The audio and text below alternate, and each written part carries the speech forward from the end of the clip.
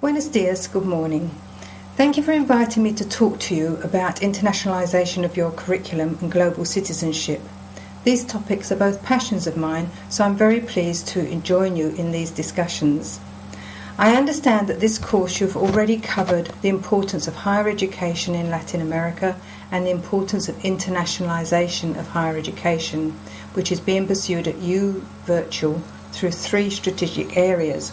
One is the internationalisation of the curriculum, secondly the internationalisation of research, and thirdly the internationalisation of extension. In this topic, I've been asked to talk to you about the meaning of internationalisation, specifically in terms of internationalising the curriculum. In discussing this, we will be looking at the concept of global citizenship, and I will ask you to begin to consider the ideas in the context of your own university and your own discipline. We will explore three things. Firstly, the purpose of higher education as set out in the strategic documents of UVirtual. Secondly, the concept of global citizenship. And thirdly, different approaches to internationalising the curriculum. So firstly, let's look at the purpose of higher education for UVirtual. UVirtual is a brand new university, and much thought has been put into what it hopes to achieve. There are many documents on the website, and they include reference to the sort of graduates that UVirtual would like their students to become.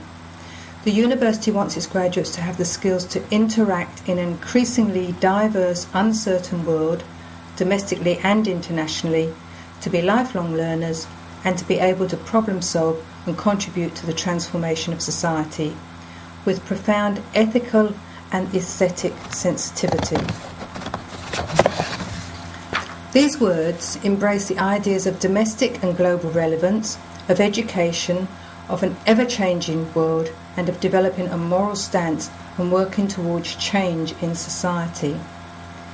In its objectives, UVirtual states that its fundamental purpose is to find ways to democratise knowledge and create spaces for all to study to achieve social justice and equity in Latin America. The objectives also refer to people being able to think critically from a global perspective and present solutions to problems in Latin America, such as poverty, environmental protection, and human development.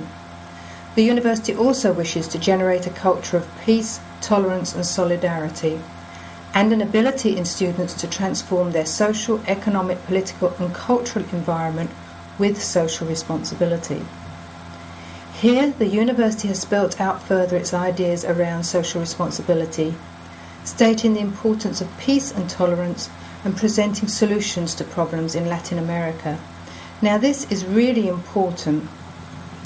Further, in the principles and values, the university writes of mutual collaboration between peoples, global vision, global citizenship, sustainability, equality, social responsibility to improve the quality of life, and reducing poverty. This is a large list of ideals. You might say, yes, I've read all this, but I have paraphrased these documents to emphasise the unique character of your university. In universities in countries such as the UK, Australia, New Zealand, Canada, places like that, the original mission of higher education was to educate citizens to actively participate in their countries, and a rounded education was prized. In recent ideas, this ideal has got lost, and the universities now have a strong focus on preparing university graduates for the job market. Ideas that higher education can consider the development of the whole person, including their attitudes and values, and that graduates need to have a global sense of responsibility, has been overlooked for many years. It is only over the last 5 years that the universities are now rewriting their mission statements and strategies to include these notions, but they are struggling with what this really means in practice, especially in terms of curriculum and learning outcomes. So you are a leading university in your recognition of the social responsibilities of higher education. If you're not familiar with the strategic documents of UVirtual, you might like to take a break here and read them thoroughly before we go on. Next, I'd like to look at global citizenship and come to some understanding of what that means. Global citizenship is referred to in New Virtual's Principles and Values, and they draw on Jocelyn Gassel's definition of internationalization and global citizenship. And I quote, "The educational process that integrates substantive university functions on a global, international, intercultural, comparative and interdisciplinary dimension, which aims to provide the students a global perspective of human problems and global awareness towards the values and attitudes of a responsible global citizenship, humanist and solidarity." Further, the U Virtual Internationalization of Curriculum Global Citizenship document reads, "Internationalization of the curriculum at U Virtual will focus on the promotion of knowledge, values and attitudes towards a responsible, humane and caring global citizenship." Now, in the literature, the term global citizen is sometimes used when the writer is actually referring to a cosmopolitan. So we need to start by sorting out the confusion between these two terms. Until recently, internationalization of the curriculum has been about producing cosmopolitans, that is, graduates who are a global elite, people who have intercultural capabilities, are globally aware and are mobile, and who are comfortable working around the world. However, their focus is on their individual self-betterment. They're actually global entrepreneurs. And although they are aware of the inequalities and social injustices of the world and the need for sustainability of our planet, they are not committed to working to address these issues. In terms of curriculum, this is often seen in the encouragement of student mobility. Incoming students are seen to bring diversity to an institution by just being there, and outgoing students are seen to gain valuable international experience, however limited their time or commitment in another country might be, and often there is little thought how these programs might affect the host country, and there has been some recent research done in these areas which, if you're interested, you could have a look at. In contrast, a global citizen is someone who, while also globally aware and interculturally capable, have developed their own personal ethical being and a moral sense of responsibility and obligation to others, and are committed to engaging with the issues of social injustice and sustainability in their work and in their lives, recognizing that everything they do, every decision they make, affects other people. This interpretation of global citizenship is the one that is reflected in the U Virtual policy documents. Now, there is resistance to the use of the concept of global citizenship on a number of grounds, and we need to consider these. Firstly, to be a citizen is considered that there needs to be a political structure that people relate to, and there is no such global political structure. However, another perspective is offered by writers such as Martha Nussbaum, who see us as citizens of the planet who have our humanity in common. They see our humanity as binding us together. They see working towards sustaining the planet for future generations and to seeking equity and justice for all as the prime issues for our world. These issues are part of a political discourse, and this is exactly what is missing from the cosmopolitan discourse. Cosmopolitanism does not concern itself with issues of power, of exclusion and exclusion, and of oppression and marginalisation. To global citizens, power is a crucial element in their analysis of the world. Accepting the status quo is not an option. You can begin to see why cosmopolitanism is a more attractive option for entrenched institutions.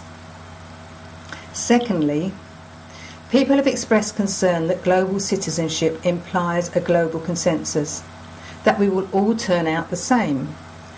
Although in the world we do have some universal frameworks, for example acted in human rights legislation, and we have declarations such as the UNESCO Declaration on Higher Education in the 21st Century, all laws and declarations are still enacted at local level and so are influenced by their context. Also, as much as ideas can now be influential around the world, they are all filtered through several levels: the national, the regional, the local, and are influenced at each level by their context. So I personally can't see that McDonaldization of the world is ever going to happen. Thirdly, it's argued that people are not really globally minded. Despite our mobility, we are all very focused nationally, with an accompanying awareness of our mobility. An accompanying awareness of global issues and the interdependence of the world. It would require a change of mindset for people to see themselves not as global agents intent on mastering the world, but as a planetary subject who inhabits the planet on loan and has responsibility to look after it. I actually rather like that concept of us, that we inhabit the planet on loan and have a responsibility to look after it. So to summarise about global citizenship, I will quote from my recent article. So a global citizen in the literature has been seen to have a critical knowledge of him or herself, culture and social historical positioning, knowledge of other cultures and other peoples, and a recognition of the interdependence of all humans. They also need to have knowledge of global issues and a moral sensitivity to social injustice, inequality and racism, and also to actively pursue a life that does not benefit themselves to the disadvantage of others. Giraud stressed preparing students to be active, critical, risk-taking citizens whose task is to interpret the world with the intention to change it. Now, these are, again, huge ideals, and I have found in my work with tertiary education staff that they eagerly embrace these ideals and get very excited about rethinking their own personal philosophies about higher education and teaching. However, when I ask them to look at putting the ideals into practice in their curriculum and pedagogy, they become very worried and see it as a huge demand. So now we will go into our third section and look generally at different approaches to internationalising the curriculum to ease you into the third unit on your course. So different approaches to internationalising the curriculum. Many universities are interpreting internationalisation of the curriculum in a cosmopolitan or inclusive sense, the curriculum changes often being add-ons or small adjustments around the edges. Examples are activities such as case studies from other countries in business courses, guest lectures from visiting researchers, or a session on cross-cultural communication. We have already mentioned student mobility, and this is another inclusive way to enhance internationalisation, although it should be noted that in countries such as UK, Australia, New Zealand, US, Canada, there is a large influx of international students, but few students outgoing.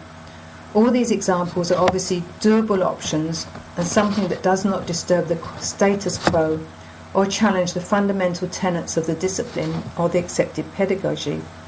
You may already be involved in curriculum that reaches out to internationalise in this way, and these examples are all excellent first steps for staff and students to begin to consider what internationalisation of the curriculum means.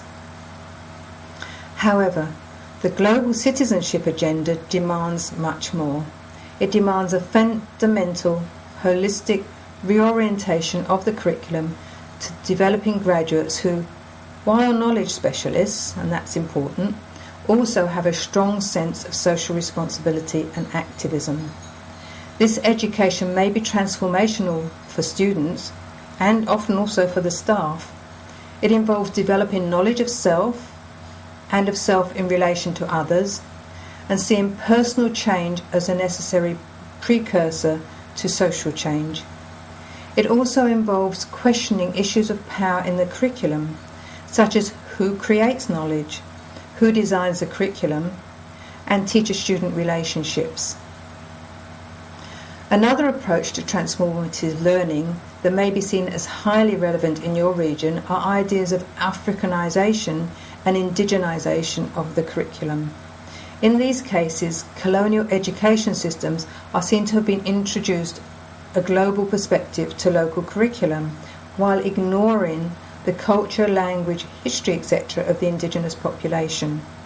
The movements seek to reconnect students with their own heritage and privilege their own ways of learning and knowing, so that they have a foundation from which to critique other knowledges and other ways. I would love to be able to engage in an ongoing discussion with you about these ideas, how these ideas apply in your cultures and in your countries. Rethinking the curriculum in this way is obviously very confronting for tertiary institutions and their staff, who have much invested in the status quo, and it requires a fundamental rethink of their mission statements, their philosophies, and it's also asking disciplines to reconsider reinventing themselves, challenging their ontology and epistemology. Overhauling programs holistically rather than just individual units requires the dedication of the whole program team. It requires resourcing and the source of senior management. Content, pedagogy and assessment need to be considered and new ways of doing things embraced. Time and resources for staff development are an important issue here. This may be a good place to pause and for you to reflect on your reactions to these ideas above and to discuss them with your colleagues. You can read more about the ideas of an exclusive, inclusive and transformative curriculum in Kitano's paper 1997. You might like to think about your current curriculum and pedagogy and where that stands on a continuum from exclusive through inclusive to transformative education. You may be surprised how much internationalization is already part of your curriculum. You might then like to talk to colleagues and search your discipline literature to see what others are writing about and discovering about internationalizing the curriculum. There are discipline differences in how this agenda is perceived, the humanities and social sciences often being more familiar with transformative ideas than the people in science, maths and IT. However, on my own internationalisation of the curriculum online course run through Oxford Brookes University in the UK, the initial intrepidation of staff in these areas has turned to excitement of their explored and generated ideas. This is an innovative and exciting area, and I would urge you to document your thoughts and development of practical ideas, but there is a need for such literature to be published. In your next unit, you'll be looking at the practicalities of internationalising the curriculum. I wish you well on your journey, and I'm always happy to converse with people about their ideas. My email is vclifford@brooks.ac.uk. Good luck with your course.